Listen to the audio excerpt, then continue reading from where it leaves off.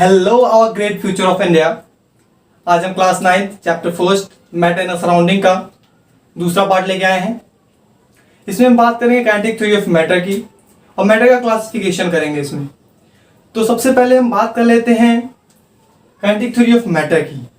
Kinetic theory of matter में आपको 5-6 point मिलेंगे।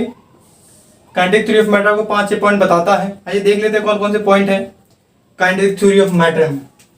सबसे अपना पहला पॉइंट है matter is made up of tiny particles.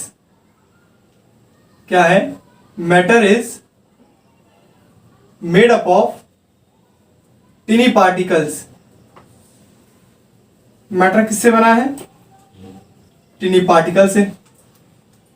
आपने पढ़ा होगा, हमने पिछली वीडियो आपको बताया है मैटर किससे बना होता है? टिनी पार्टिकल से। फिजिकल नेचर ऑफ मैटर में भी आपने पढ़ा, कैरेक्टरिस्टिक्स ऑफ मैटर में भी आपने पढ़ा। अगर आपने भी हमारा फर्स्ट वीडियो नहीं देखा है तो इस वीडियो के डिस्क्रिप्शन में लिंक है, आप देख सकते हैं उसे। तो इसको हम थोड़ा सा समझते हैं। हम ना मैटर जो है वो बना है छोटे छोटे पार्टिकल से, बहुत ही छोटे छोटे पार्टिकल से। इतनी बात आपको समझ में आ रही है। लेकिन एक सब्सटेंस का मैटर एक जैसा होगा और किसी दूसरे सब्सटेंस का जो मॉलिक्यूल होगा, जिन्हीं पार्टिकल्स होंगे, कैसा होगा? दूसरे टाइप का होगा। लेट्स सपोज जैसे कि हम एक इसमें वाटर ले लें। क्या ले लें? अपना वाटर है, फॉर्मूला अपना H2O है। और इसमें हम कुछ और ले लें, इसमें ग्लास ले लिया। तो जो हमारे वाटर के मॉलिक्यूल्स होंगे, वो अपने ग्लास के मॉलिक्यूल से क्या होंगे? डिफरेंट होंगे। कैसे होंगे? डिफरेंट होंगे। और अगर इसी की जगह हम सेम टू सेम एक बाउल में क्या ले लें? वाटर ले लें, इसमें भी H2O ले लें, तो देखिए इन दोनों के मॉलिक्यूल्स कैसे होंगे? सेम होंगे। यानी कि एक तरह के सब्सटेंस का जो मॉलिक्यूल्स होगा, टिनी पार्टिकल्स होगा, कैसा होगा? सेम होगा। और दूसरे तरह का जो अपना सब्सटेंस होगा, मॉलिक्यूल्स होगा, जो अलग तरह के सब्सटेंस होंगे, उसके मॉलिक्यूल्स कैसे होंगे? डिफरेंट होंगे। इतनी बात आपको समझ में आ रही है कि मैटर छोटे छोटे पार्टिकल से मिलकर बने होते हैं। सब्सटेंस, एक तरह के सब्सटेंस के जो मॉलिक्यूल्स होंगे एक तरह के होंगे, अलग अलग तरह के सब्सटेंस के जो मॉलिक्यूल्स होंगे कैसे होंगे? डिफरेंट होंगे। इतनी बात आपको अभी समझ में आ रही है। और भी इसमें देखते हैं क्या क्या पॉइंट्स हैं। इसमें और पॉइंट है कि जो मॉलिक्यूल्स हैं, इसके जो मॉलिक्यूल्स है किसके? मैटर के। Molecules of matter, molecules of matter are moving constantly. क्या है? Are moving constantly. Are moving constantly यानी कॉन्स्टेंटली, लगातार क्या करते हैं? मूव करते हैं। ये भी टर्म आपने पढ़ रखा है किसमें? फिजिकल नेचर ऑफ मैटर में और कैरेक्टरिस्टिक्स ऑफ मैटर में। अगर आपने हमारा पहला वीडियो नहीं देखा है तो डिस्क्रिप्शन में लिंक है, आप देख सकते हैं, आपको अच्छे से बात क्लियर होगी। तो इसमें क्या है? Molecules of matter moving constantly. जो इसके मैटर के मॉलिक्यूल्स हैं वो कॉन्स्टेंटली क्या करेंगे? मूव करेंगे। कॉन्स्टेंटली मूव करेंगे। और जब कोई चीज मूव करती है, जब कोई अपनी मोशन में होती है, उसके पास कौन सी एनर्जी होती है? जब कोई चीज मोशन में होती है उसके पास कौन सी एनर्जी होती है? काइनेटिक एनर्जी होती है। कौन सी एनर्जी? Kinetic energy. तो कोई चीज मोशन में है तो आप सबको पता है काइनेटिक एनर्जी होती है। और कुछ बच्चे कहेंगे सर कैसे काइनेटिक एनर्जी होती है?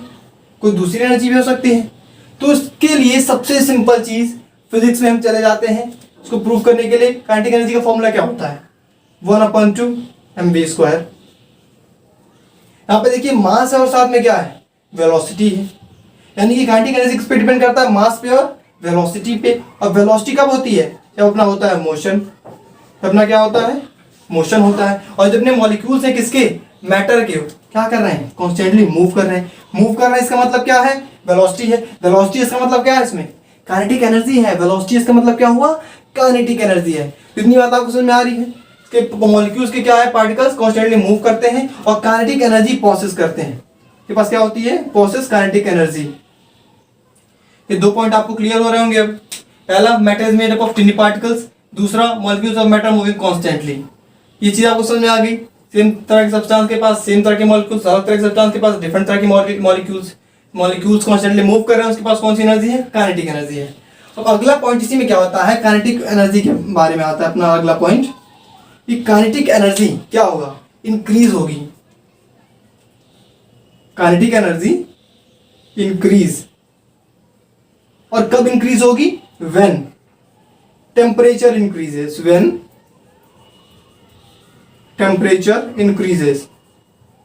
अपना टेम्परेचर इंक्रीज होगा तब क्या इंक्रीज होगी, kinetic energy. When temperature increases kinetic energy is also increases. अब ये कैसे हुआ, अब ये कैसे हुआ भाई, हमारा जब टेम्परेचर बढ़ने से काइनेटिक एनर्जी का क्या रिलेशन है, टेम्परेचर अलग टर्म है, अपनी वेलोसिटी अलग टर्म है, तो इसको भी हम समझ सकते हैं सिंपली। कैसे, आइए देखते हैं। अपना हीट, एक हीट क्या है, हीट इज ऑल्सो एनर्जी। हम किसी भी चीज में एनर्जी दे रहे हैं, एनर्जी दे रहे हैं, हीट कर रहे हैं, इसका मतलब उसका क्या होगा, टेम्परेचर रेज होगा। किसी भी ऑब्जेक्ट में हम हीट करेंगे तो क्या होगा, टेम्परेचर उसका रेज होगा। और जब टेम्परेचर रेज होगा, टेम्परेचर रेज होने का मतलब क्या है, उसमें हीट हम दे रहे हैं, उसकी एनर्जी क्या हो रही है, बढ़ रही है, उसकी एनर्जी क्या होगी, इंक्रीज करेगी, एनर्जी इंक्रीज करेगी। तो चाहे एनर्जी हीट के फॉर्म में हो, चाहे कि लाइट के फॉर्म में, किसी फॉर्म में एनर्जी हो, किसकी किसी फॉर्म में वो है तो आखिर एनर्जी, उसे हम काइनेटिक एनर्जी में चेंज कर सकते हैं। तो हम जब टेम्परेचर इंक्रीज करेंगे तो हम क्या देखते हैं, काइनेटिक एनर्जी अपनी बढ़ेगी। टेम्परेचर इंक्रीज करने पे हीट बढ़ रही है, हीट दे रहे हैं हम, हीट दे रहेंगे तभी अपना टेम्परेचर बढ़ेगा। टेम्परेचर बढ़ा इसका मतलब क्या हो रही है, एनर्जी बढ़ रही है, और एनर्जी बढ़ रही है, ये तो हमने यहाँ पे बताया है कि जब टेम्परेचर बढ़ेगा तब क्या होगा, एनर्जी इंक्रीज होगी। इतनी बात आपको समझ में आ रही है। पर ये भी हो सकता है हमारा जब टेम्परेचर क्या हो, डिक्रीज हो, जब अपना उसका वाइस वर्सा भी होगा। सिंपल सी बात है भाई, जब एनर्जी बढ़ेगी तो टेम्परेचर जब बढ़ेगा तो काइनेटिक एनर्जी बढ़ेगी, और जब टेम्परेचर घटेगा क्या होगा, टेम्परेचर डिक्रीज होगा, तो अपनी काइनेटिक एनर्जी क्या होगी, ये भी डिक्रीज होगी। काइनेटिक एनर्जी भी क्या होगी, डिक्रीज होगी। यानी एक दूसरे के क्या है, डायरेक्टली प्रोपोर्शनल है। Kinetic energy is directly proportional to temperature.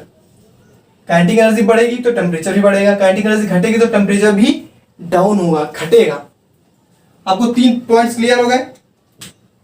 अपना अगला पॉइंट आता है molecules of matter. Molecules of matter attract each other. Molecules of matter attract each other, ये भी आपने पढ़ रखा है कैरेक्टरिस्टिक्स में। हमारी सारी वही चीजें आ रही हैं, कैरेक्टरिस्टिक्स की सारी चीजें आ रही हैं, वही वाली क्या है, काइनेटिक थ्योरी ऑफ मैटर है। काइनेटिक एनर्जी के रूप में इसको हम क्या कर रहे हैं, तो एक तरह से डिस्क्राइब कर रहे हैं, उससे रिलेट कर रहे हैं कहीं ना कहीं। अपना molecules of matter attract each other. अब इसमें क्या है, आपने फिगर पढ़ रखा है कि मॉलिक्यूल्स ऐसा फिगर है अपना, ये मॉलिक्यूल्स हैं ऐसे ऐसे किसी भी सब्सटेंस के, इनके बीच में कुछ ना कुछ डिस्टेंस है। मॉलिक्यूल्स ऑफ मैटर क्या करेंगे, दूसरे को अट्रैक्ट करेंगे। और वो अट्रैक्ट कैसे करेंगे, माना कि ये चीज इस दूसरे ऑब्जेक्ट को क्या करेगी, अट्रैक्ट करेगी। तो कैसे अट्रैक्ट करेगी, कोई ना कोई फोर्स होगा। सिंपली क्या होगा, कोई ना कोई इसमें फोर्स होगा, कोई ना कोई फोर्स होगा, सिंपल सी बात है। और ये फोर्स कौन कौन से हो सकते हैं, हमने बात की थी, फोर्स हो सकते हैं कि तो कोहेसिव फोर्स हो सकता है। कौन सा फोर्स, कोहेसिव फोर्स हो सकता है, या फिर हो सकता है अधेसिव फोर्स। जब सेम तरह के होंगे क्या, सब्सटेंस जब हमारे सेम तरह के होंगे, जब हमारे सब्सटेंस सेम तरह के होंगे तो कौन सा फोर्स लगेगा, कोहेसिव फोर्स। जो सब्सटेंस कैसे होंगे, हमारे डिफरेंट होंगे। सब्सटेंस जब डिफरेंट होंगे तो अपना कौन सा फोर्स लगेगा, अधेसिव फोर्स। यहाँ पे सेम देखिए, यहाँ पे सेम था, मॉलिक्यूल्स की सेम थे, जब ये सेम टू सेम होंगे, H2 ये भी होगा, तो कौन सा फोर्स लगेगा, कोहेसिव फोर्स। और जब ये वाटर ग्लास हमने अलग अलग कंपेयर किया, जब हमारा ऑब्जेक्ट डिफरेंट हो गया, फोर्स कौन सा हो जाएगा, अधेसिव फोर्स। तो इस तरह से मॉलिक्यूल्स किसके, मैटर के आपस में अट्रैक्ट करते हैं। इतनी बात आपको समझ में आ गई। अब अगला पॉइंट हम देखते हैं, 5th पॉइंट, कि जो अपना कोहेसिव और एडहेसिव फोर्स, इन दोनों को इंक्लूड करके क्या बोलते हैं, cohesive and adhesive force. Cohesive and adhesive force together called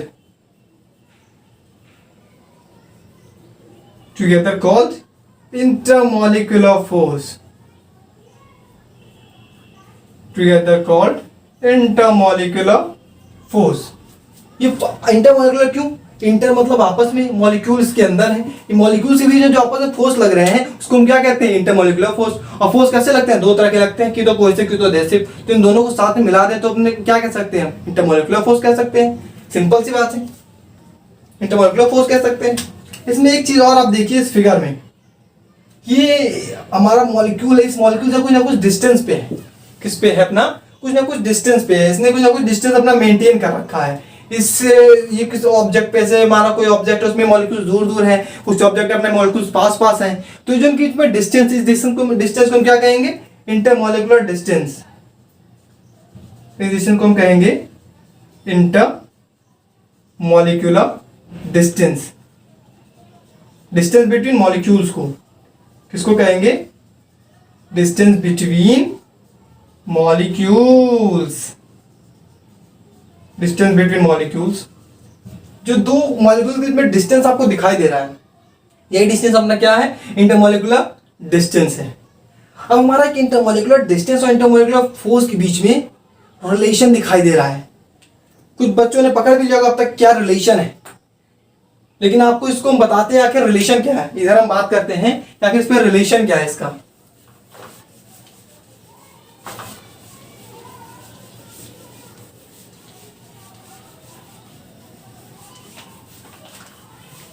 अब हम बात करेंगे रिलेशन किसके बीच का, इंटरमोलिकुलर फोर्स और इंटरमोलिकुलर डिस्टेंस के बीच का।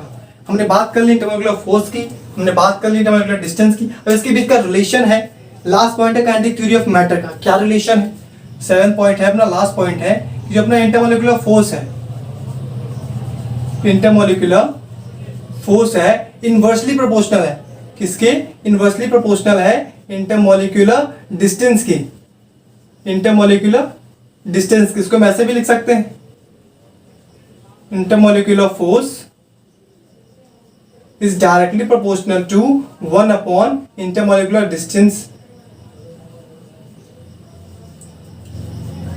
यानी जब अपना इंटरमोलिकुलर फोर्स बढ़ेगा तो इंटरमोलिकुलर डिस्टेंस कम होगा, जब डिस्टेंस कम होगा तो वो बढ़ेगा। आप देख सकते हैं सिंपल सी बात है कि सॉलिड में अपने बहुत पास पास होते हैं, तो जब बहुत पास पास होते हैं इंटरमोलिकुलर डिस्टेंस कम है तो इंटरमोलिकुलर फोर्स अपनी ज्यादा होती है सॉलिड में। सर लिक्विड में क्या होता है कि दूर दूर होता है अपना थोड़ा सा इससे, तो डिस्टेंस थोड़ी ज्यादा होती है तो फोर्स थोड़ा सा कम होता है। और गैस में क्या होता है, मॉलिक्यूल्स और दूर दूर होते हैं, डिस्टेंस बहुत ज्यादा है, तो इसमें से इंटरमोलिकुलर फोर्स बहुत है, बहुत ज्यादा होगा। तो हमने क्या इसमें देखा कि इंटरमोलिकुलर फोर्स अपना इनवर्सली प्रोपोर्शनल है किसके, इंटरमोलिकुलर डिस्टेंस की। हम अगला टॉपिक बात करते हैं किसकी, डिफ्यूजन की। डिफ्यूजन का एक नया टर्म ले लेते हैं। शायद आपने डिफ्यूजन पढ़ रखा हो कहीं और भी, कई जगह कंफ्यूज नहीं होता है ये डिफ्यूजन, कई जगह कुछ केमिस्ट्री के बेस पे, कुछ बायो के बेस पे अलग अलग लोग इसमें चीजें बताते हैं। मैं आपको यहाँ पे बहुत ही अच्छी सी चीज बताएंगे, बहुत ही आसान सी चीज बताएंगे आखिर अपना डिफ्यूजन है क्या, आखिर ये डिफ्यूजन है क्या। डिफ्यूजन कुछ नहीं है, सिंपल सी चीज है, intermixing of two different types of particles, intermixing of two different types of particles is known as diffusion. intermixing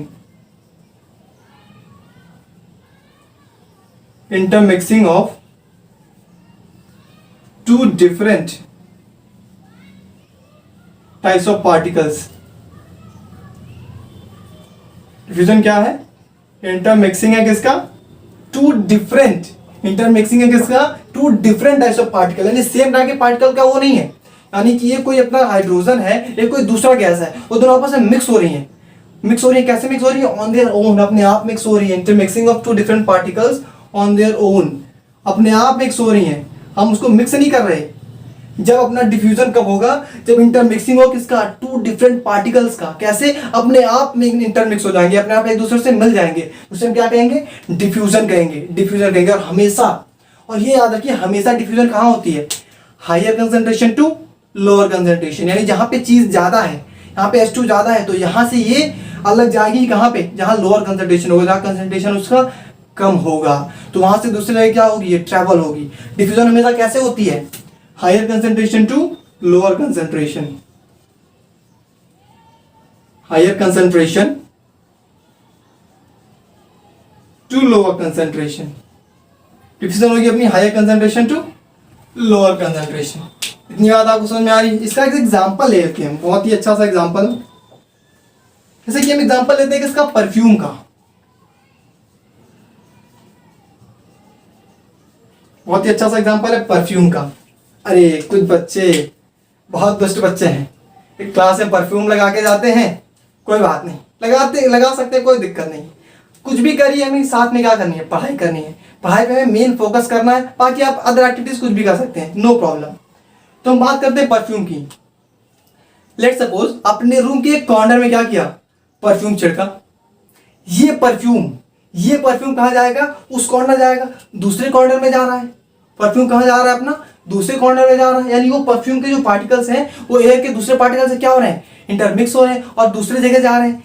तो यहाँ पे क्या देख रहे हैं हम, यहाँ पे क्या देख रहे हैं, इंटरमिक्स हो रहे हैं एयर के पार्टिकल्स और उस परफ्यूम में जो पार्टिकल्स हैं उसके पार्टिकल्स आपस में इंटरमिक्स हो रहे हैं। और कैसे मिक्स हो रहे हैं, ऑन देयर ओन, अपने आप मिक्स हो रहे हैं। कैसे मिक्स हो रहे हैं, अपने आप मिक्स हो रहे हैं। तो किसका एग्जांपल हो जाएगा ये, डिफ्यूजन का।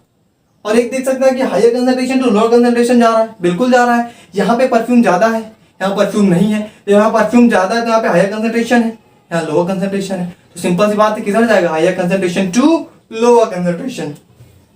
आपको डिफ्यूजन अब समझ में आ रहा होगा अच्छे से, डिफ्यूजन आपको एकदम से क्लियर होगा। इसके बाद हम बात कर लेते हैं क्लासिफिकेशन ऑफ मैटर की। क्लासिफिकेशन ऑफ मैटर की ये बहुत ही इंपॉर्टेंट चीज है इस टॉपिक में, इस चैप्टर में। क्लासिफिकेशन ऑफ मैटर, हम मैटर को कैसे क्लासिफाई कर सकते हैं, कैसे बांट सकते हैं। मैटर को मेनली हम बांटते हैं किस पे, फिजिकल के बेस पे और किसके बेस पे, केमिकल के बेस पे।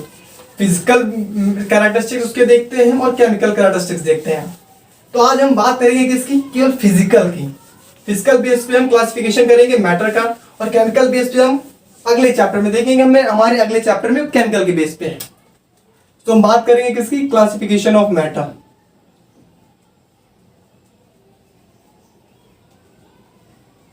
Classification of matter. तो मैटर को हम क्लासिफाई करते हैं दो बेस पे। कितने बेस पे, दो बेस पे। पहला फिजिकल बेस और दूसरा केमिकल बेस। ठीक है, बहुत अच्छे। हम पहले फिजिकल देखते हैं, फिर केमिकल कौन कौन से हैं। ये फिजिकल बेस पे हम डिवाइड करते हैं और दूसरा किस पे, केमिकल बेस पे। फिजिकल बेस पे भी इसके कितने पार्ट हैं, तीन पार्ट है। फिजिकल बेस पे भी तीन पार्ट है। कौन कौन सा, पहला सॉलिड, दूसरा लिक्विड और तीसरा गैस। और केमिकल के भी तीन पार्ट है इसके। कौन कौन से, पहला हो गया अपना एलिमेंट, दूसरा हो गया कंपाउंड और तीसरा क्या हो गया, मिक्सचर हो गया। फिजिकल के हमारे तीन पार्ट है, पहला है सॉलिड, दूसरा है लिक्विड और तीसरा है गैस। ऐसे ही हमारे केमिकल के भी तीन पार्ट हैं। पहला अपना है एलिमेंट, दूसरा अपना है कंपाउंड और तीसरा अपना है मिक्सचर्स। आज ये बात किसकी करनी है, यहां पे बात हमें करनी है फिजिकल की। केमिकल आपके अगले चैप्टर में हम डिस्कस करेंगे, आपके अगले चैप्टर में केमिकल्स को। फिजिकल हम यहाँ पे बात करेंगे किसकी, मेनली फिजिकल की। तो हम सॉलिड लिक्विड गैस की बात करते हैं। सॉलिड लिक्विड गैस को हम कैसे पहचानेंगे, सिंपल सी बात है। सॉलिड लिक्विड गैस को हम कैसे पहचानेंगे, इनकी प्रॉपर्टीज से पहचानेंगे, इनकी प्रॉपर्टीज से पहचानेंगे। तो सॉलिड है, लिक्विड है या फिर गैस है, उसकी किससे पहचानेंगे, हम प्रॉपर्टीज से पहचानेंगे। तो आइए हम देख लेते हैं सॉलिड, लिक्विड और गैस में उनकी प्रॉपर्टीज कैसे हैं, आखिर वो कैसे डिफरेंस करती है उनकी प्रॉपर्टीज में, कि प्रॉपर्टीज में एक परफेक्ट रिलेशन क्या बैठता है। आइए इस पर डिस्कस करते हैं सॉलिड, लिक्विड और गैस में की प्रॉपर्टीज हम देख लें। आज ही हमारा लास्ट टॉपिक होगा इनकी प्रॉपर्टीज देखना, बाकी हम अगले वीडियो में बात करेंगे। ये अपना हो जाएगा सॉलिड, ये हो जाएगा लिक्विड और ये हो जाएगा अपना गैस। सबसे पहले हम बात कर लें किसकी, सबसे पहले बात कर लें इसमें आखिर ये कैसे कंबाइन होते हैं, आखिर ये कंबाइन कैसे होते हैं। यानी कि हम बात कर सकते हैं अरेंजमेंट ऑफ मॉलिक्यूल्स की, अरेंजमेंट ऑफ मॉलिक्यूल्स। हम टॉपिक लिख लें, टॉपिक लिख लें हम अरेंजमेंट ऑफ मॉलिक्यूल्स।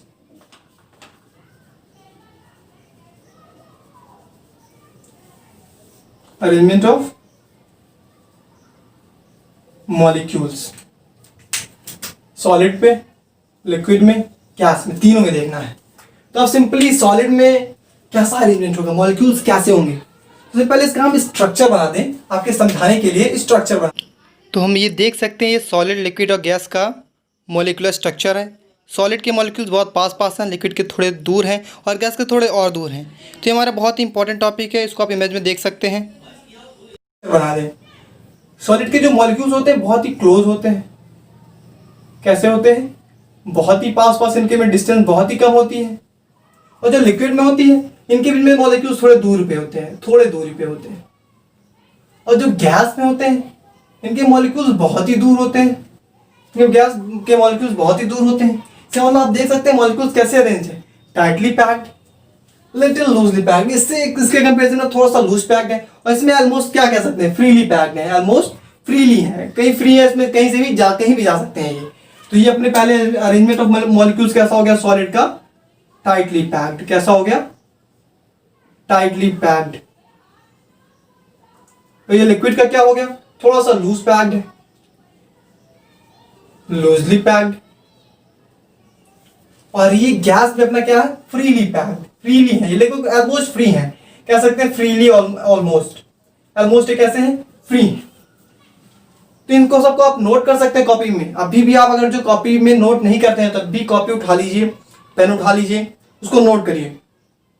जब इसको आप वापस रिवाइज करेंगे तो आपको एकदम सारी चीजें और अच्छे से क्लियर होंगी। ये आपका एक नोट्स बन सकता है ये चीजें। तो हम बात कर लिया अरेंजमेंट ऑफ मॉलिक्यूल्स, सॉलिड में टाइटली पैक्ड, लिक्विड में लूजली पैक्ड, एंड गैस में ऑलमोस्ट फ्री, ऑलमोस्ट फ्री। हम अगले प्रॉपर्टीज की बात करते हैं, और अगला प्रॉपर्टी है शेप का। कौन सी अपना फर्स्ट प्रॉपर्टी है, सेकंड में हम बात करेंगे किसका, शेप का। शेप कैसा होगा, इसमें जो अपना सॉलिड में है, सॉलिड में शेप अपना होता है फिक्स होता है, फिक्स होगा। लिक्विड में क्या होगा, लिक्विड में शेप फिक्स नहीं होगा, no fixed shape, not fixed, not fixed. और गैस में भी कोई फिक्स नहीं होगा, नॉट फिक्स्ड। आप एग्जांपल देख सकते हैं, तो अपना मार्कर है, ये अपना क्या है, मार्कर है, कैसा है, सॉलिड है। उसका आप देख सकते हैं फिक्स्ड शेप है, ये इधर से सिलेंड्रिकल है, इधर एक कैप टाइप लगा है इसमें, ये कैसा सिलेंड्रिकल है, इसका क्या फिक्स्ड शेप है। लेकिन आपने कभी देखा है क्या कि पानी का एक फिक्स्ड शेप है, कभी देखा है, नहीं देखा है। कुछ बच्चे कहेंगे सर हमने देखा है, हम पूछेंगे कैसे बेटा, तो कहेंगे सर हम वाटर को क्या किया, हमने आइस के फॉर्म में चेंज कर दिया। वाटर था वो लिक्विड था, उसको हमने क्या दे दिया, क्यूब का शेप दे दिया। लेकिन नहीं, ऐसा नहीं है। तो अपनी आइस क्यूब कैसी हो गई, अब वो सॉलिड फॉर्म में आ गई। कैसी हो गई वो, अब वो सॉलिड फॉर्म में आ गई।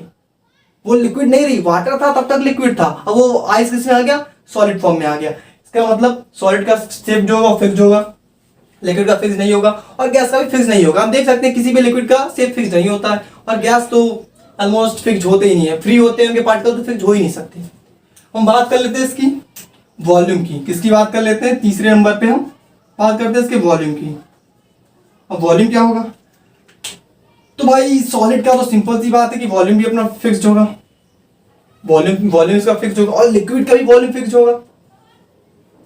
लेकिन गैस का वॉल्यूम नॉट फिक्स्ड, का वॉल्यूम फिक्स्ड नहीं होगा।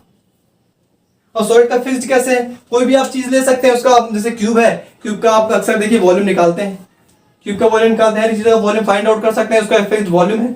लिक्विड का वॉल्यूम बिल्कुल है, लिक्विड का वॉल्यूम है, आप लीटर में फाइंड आउट करते हैं, भैया 1 लीटर दूध है, क्या है, लिक्विड है वो, तो लिक्विड का वॉल्यूम क्या होगा, फिक्स होगा। और गैस का वॉल्यूम फिक्स्ड नहीं होगा, गैस का वॉल्यूम फिक्स्ड नहीं होगा। हम अगला बात कर लेते हैं, अगली बात करते हैं मास पे। किस पे मास बात करते हैं, मास पे।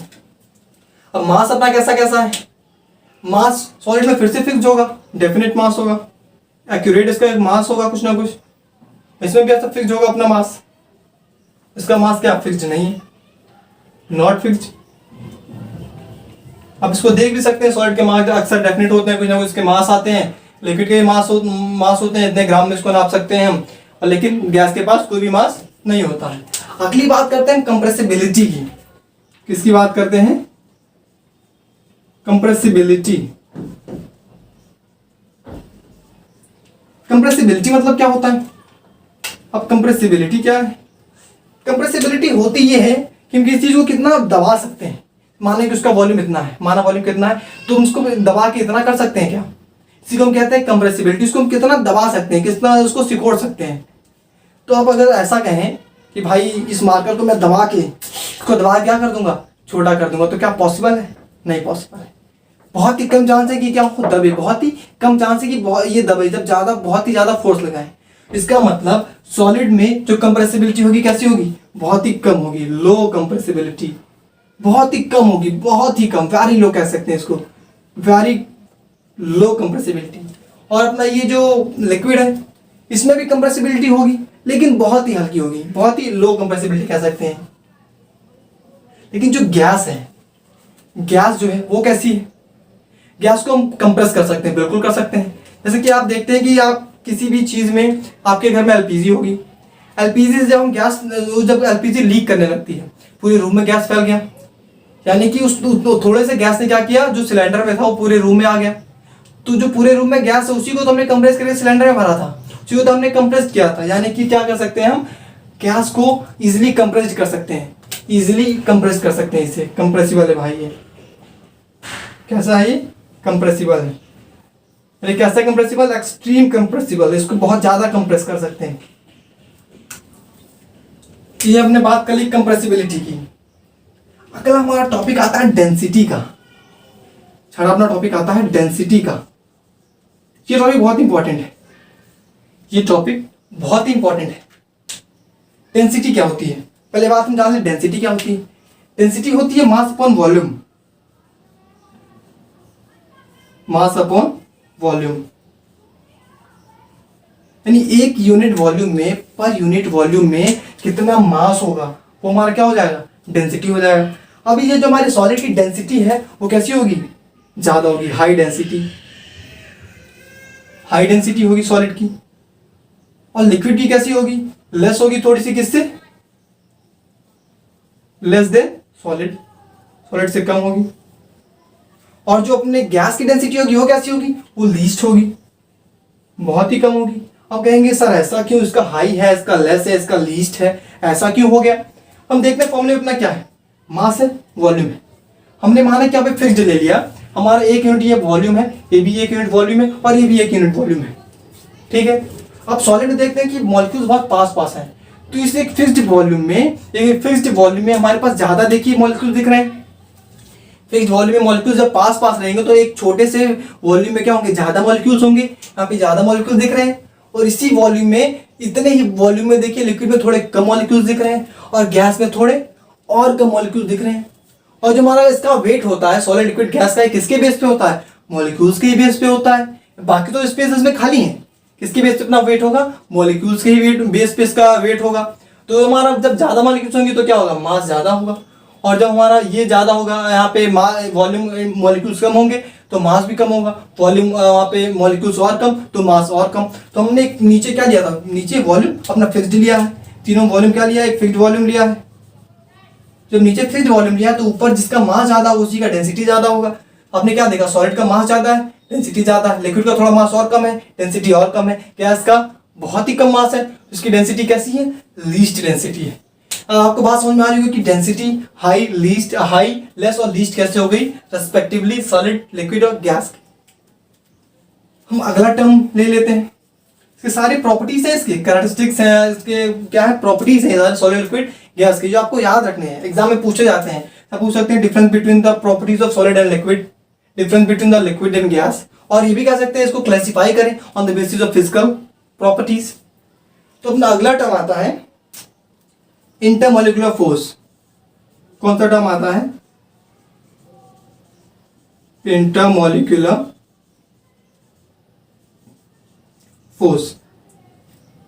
तो इंटरमॉलिक्यूलर फोर्स इसमें कैसा है, हमने क्या पढ़ा था, जब intermolecular force is directly proportional to intermolecular distance, ऐसा पढ़ा था क्या, नहीं नहीं नहीं नहीं, ऐसा हमने नहीं पढ़ा था। हमने क्या पढ़ा था, इंटरमॉलिक्यूलर फोर्स इनवर्सली प्रोपोर्शनल है किसके, इंटरमॉलिक्यूलर डिस्टेंस के। इंटरमॉलिक्यूलर फोर्स अपना इनवर्सली प्रोपोर्शनल है इंटरमॉलिक्यूलर डिस्टेंस के। तो अपना इंटरमॉलिक्यूलर फोर्स इसमें क्या है, सॉलिड में इंटरमॉलिक्यूलर फोर्स ज्यादा है।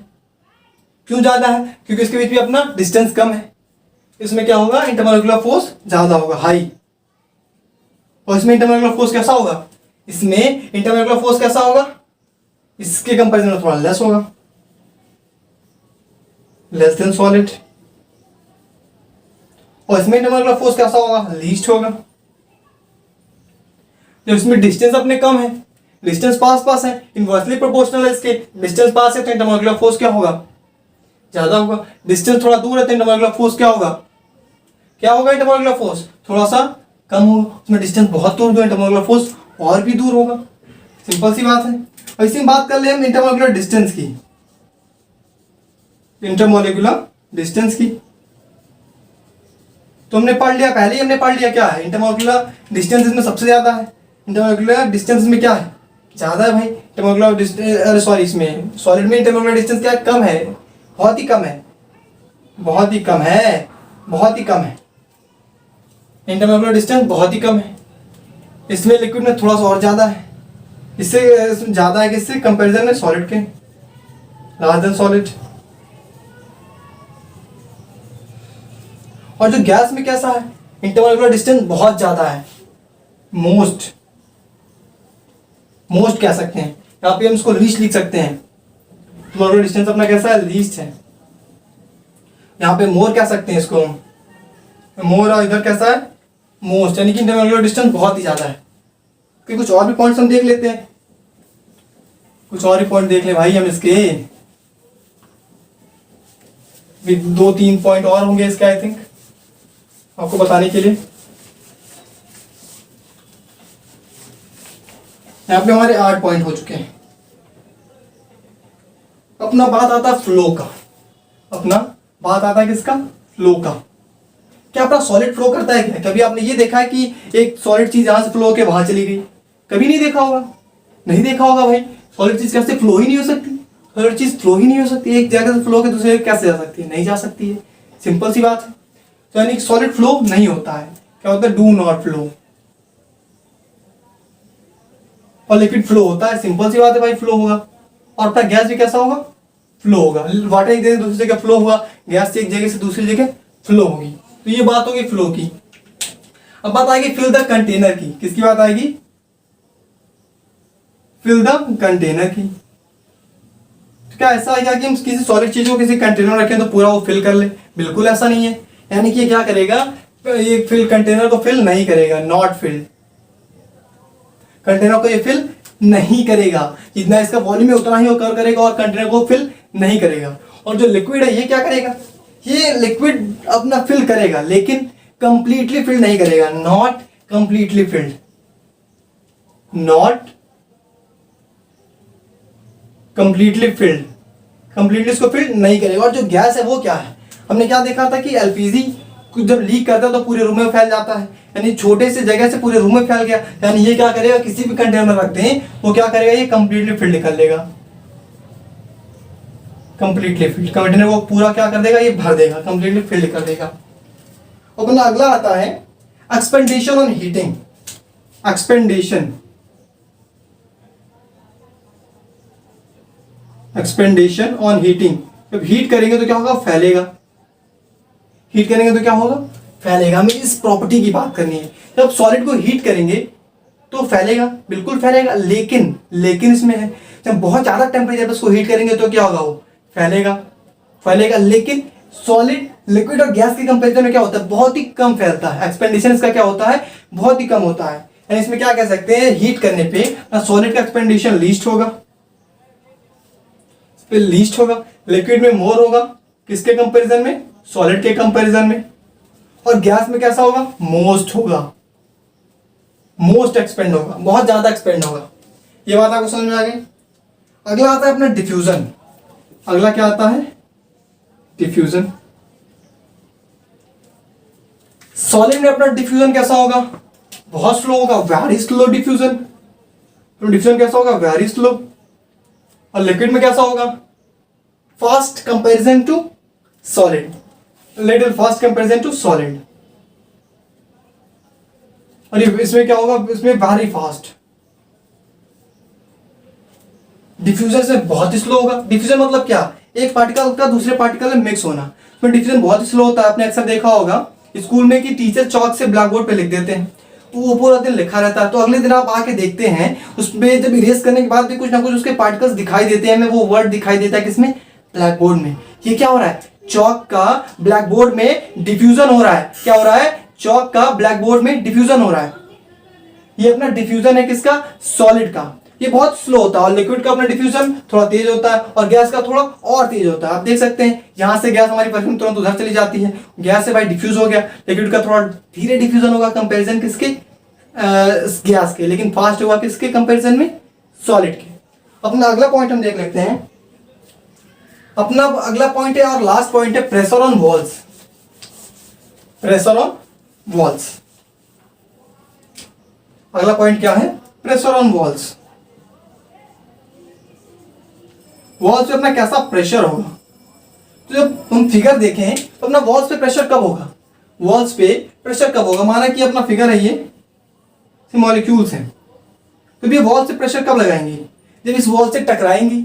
वॉल्स पे प्रेशर कब लगाएंगी? जब इन वॉल्स पे टकराएंगी। और इन वॉल्स पे टकराएंगी कब? जब इनके में क्या हो? मोशन हो। मोशन होगा तभी तो टकराएंगी, और जब मोशन होगा तो क्या होगा? इसमें काइनेटिक एनर्जी होगी। यानी कि जब इन मॉलिक्यूल्स में क्या होगी? काइनेटिक एनर्जी होगी, मोशन होगी, तभी इसमें टकराएंगी। और जितना ज्यादा टकराएंगी उतना ज्यादा प्रेशर क्या होगा? अपना बढ़ेगा। जितना ज्यादा काइनेटिक एनर्जी होगी उतना जल्दी टकराएंगी, उतना तेज टकराएंगी, उतना इसका क्या होगा? काइनेटिक एनर्जी ज्यादा होगा। और जब काइनेटिक एनर्जी ज्यादा होगा, तेज टकराएंगी, तो प्रेशर भी अपना ज्यादा होगा। तो इसमें जो पार्टिकल्स होते हैं सॉलिड में बहुत ही पास पास होते हैं, इसके में बहुत ही कम काइनेटिक एनर्जी होती है, इसकी जो मूवमेंट होती है वो बहुत ही कम होती है। तो अपना प्रेशर कैसा होगा इसमें? तो भाई बहुत कम टकराएंगी, तो प्रेशर लीस्ट होगा। इसमें कैसा होगा? प्रेशर लीस्ट होगा। और अपना लिक्विड में कैसा होगा? इसमें थोड़ा सा मूवमेंट तेज है, थोड़ा सा मूवमेंट तेज है, तो इसमें क्या होगा? मोर होगा इसके कंपैरिजन में, सॉलिड के कंपैरिजन में। और गैस में क्या होगा? गैस में प्रेशर कैसा होगा? वेरी हाई, बहुत ज्यादा होगा। Large pressure on walls, large pressure. और प्रेशर अपना लग किस पे रहा है? प्रेशर वॉल्स पे लग रहा है, ये बात ध्यान रखिए। प्रेशर वॉल्स पे लग रहा है कि हमारा कंटेनर है तो अपनी इस वॉल्स पे प्रेशर लगा रही है, इस वॉल्स पे ये प्रेशर लगा रही है, क्योंकि अपने मॉलिक्यूल्स के अंदर ही तो क्या है? पार्टिकल्स के अंदर ही, उस कंटेनर के अंदर ही अपने मॉलिक्यूल्स हैं। और जब मॉलिक्यूल्स मूवमेंट करेंगे उनके वॉल्स पे टकराएंगे। वॉल्स पे जब टकराएंगे तो सिंपली क्या होगा? प्रेशर बढ़ेगा। जितना ज्यादा टकराएंगे उतना ज्यादा प्रेशर बढ़ेगा। तो अब हमने बात कर ली सॉलिड, लिक्विड और गैस की प्रॉपर्टीज की। अब हमें अगली चीज बात करनी है inter conversion of matter, inter conversion of states of matter. क्या वो मैटर का जो स्टेट है वो इंटर कन्वर्ट हो सकता है, चेंज हो सकता है? इस टॉपिक पे हम अगले लेक्चर में बात करेंगे। आज हम इतना ही पढ़ेंगे, इसको रिवाइज करते रहिए। धन्यवाद।